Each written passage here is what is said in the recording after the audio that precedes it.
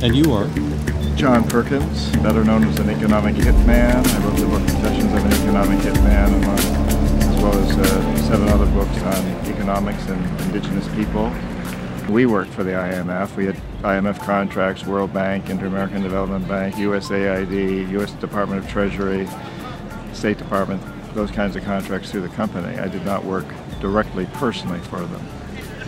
What are the dynamics that propel the IMF in their deliberations? Who are they answerable to? Well, I think it's fair to say that for the first time in history, we have an empire that's run by multinational corporations. This isn't a conspiracy theory. The heads of these corporations don't have to get together to conspire to do illegal things, but they're all driven by one objective, which is to maximize profits regardless of the social and environmental costs. And essentially the IMF, the World Bank, and many other institutions, including institutions like the CIA, are tools of these big corporations. They're not really there to serve us, the people. They're there to serve big corporations. So in a very real sense, the IMF is run by big corporations, although officially that's not the case.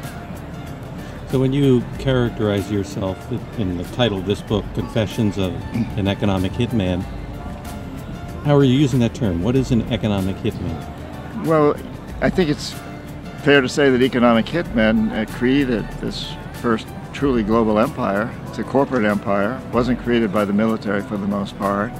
And we work many different ways, but perhaps the most common is that we would, or do still, identify third world countries, or any country for that matter.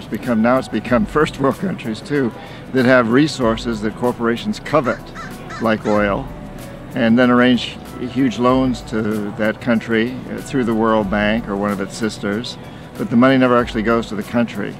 Instead, it goes to multinational corporations to build infrastructure projects in that country. Things like power plants and roads and industrial parks that benefit a few wealthy families in that country, as well as the multinational corporations, which are the major beneficiaries. But the majority of the people in the country don't benefit. They're too poor to buy electricity. They can't get jobs in industrial parks because industrial parks don't hire many people. And yet they're left holding a huge debt that they ultimately can't repay.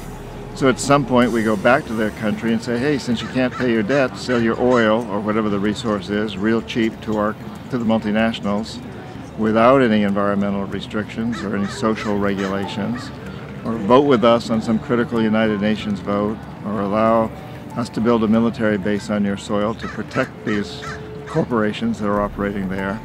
And in the cases where we fail, where the leaders of these countries won't accept these deals, what we call the jackals go in, and they either overthrow governments or assassinate their leaders. I talk in my books about how I failed with the democratically elected president of Ecuador, Jaime Roldos, and also Omar Torrijos of Panama. They were both assassinated because they did not allow themselves to be corrupted, to buy into the system. And in the very few cases where the jackals also fail, as they did with Saddam Hussein, then we send in the military. So the military is there as a backup, and again, it's primarily working for the big corporations. I think we have to understand that we've gone in history from a time when religious organizations control the geopolitics to a time when governments control the world, basically, geopolitics, a few major governments particularly, to now a time when it's the big corporations. The governments don't call the shots anymore, the corporations do, and the governments are there to serve the corporations.